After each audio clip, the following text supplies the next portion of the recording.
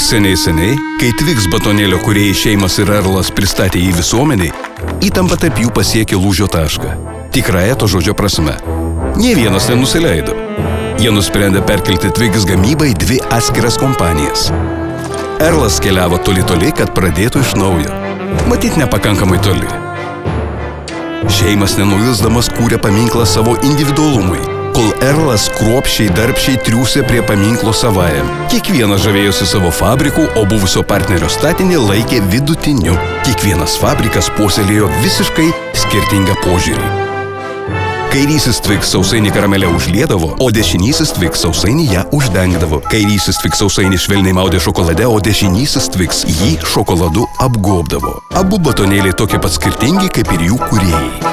Iki šiol jie neturi nieko bendra, dalinasi tik pakuotę ir siaurą įvažiavimą.